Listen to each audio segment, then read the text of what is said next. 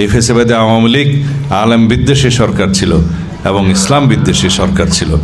তারা এদেশের আলেম সমাজের উপরে অসীম নির্যাতন চালিয়েছে। তারা গণ করেছে শাপলা চত্বরে। এরা ভারতীয় দল, এরা ভারতের সেবাদাস সরকার ছিল। কিরকম বাংলাদেশ চাই জনগণ ইতিমধ্যেই আমাদেরকে বলে দিয়েছে যে আমরা গণতান্ত্রিক শক্তিশালী বাংলাদেশ চাই।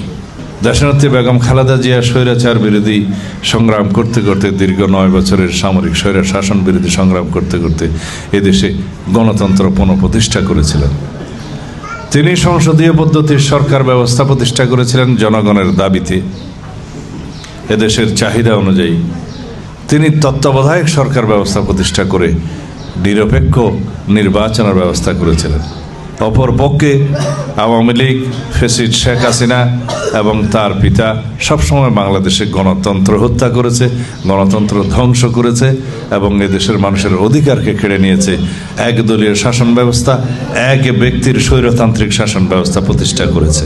তিনি তত্ত্বাবধায়ক সরকার ব্যবস্থা, এই ফ্যাসিস্ট শেখ হাসিনা বাংলাদেশের সংবিধান থেকে বিলুপ্ত করে দীর্ঘ 15-16 বছর এই দেশে একনায়কতান্ত্রিক শাসন ব্যবস্থা চালু করেছিলেন। ফলাফল এই দেশের গণমানুষ, ছাত্র জনতার গণ অভ্যুত্থানের মধ্য দিয়ে বিদায় হয়েছে, পতন হয়েছে। সেই ফেসিবাদী শক্তির আশ্রয় লাভ করেছে কোথায়? তার নিজের স্থানে, দিল্লিতে। এরা ভারতীয় দল, এরা ভারতের সেবাদাস সরকার ছিল। এরা কখনো বাংলাদেশকে স্বাধীন সত্তা হিসেবে স্বীকৃতি দেয় নাই। মুখে গণতন্ত্রের কথা বললেও তারা এদেশের মানুষের গণতান্ত্রিক অধিকার হরণ করেছে, রাজনৈতিক অধিকার হরণ করেছে, এদেশের ধর্মপ্রাণ মুসলমানদের মনে আঘাত দিয়েছে, আলেম সমাজের উপরে নির্যাতন করেছে। এরা ইসলাম বিদ্বেষী সরকার ছিল। এই ফেসিবাদী আওয়ামী লীগ আলেম বিদ্বেষী সরকার ছিল এবং ইসলাম বিদ্বেষী সরকার ছিল। তারা এদেশের আলেম সমাজের উপরে অসীম নির্যাতন চালিয়েছে। তারা গণ করেছে শাপলা চত্বরে। এদেশের নিরীহ মাদ্রাসা শিক্ষার্থীদেরকে করেছে রাতের অন্ধকারে, আলেম সমাজকে হত্যা করেছে, আলেমদেরকে কারাগারে নিক্ষেপ করেছে।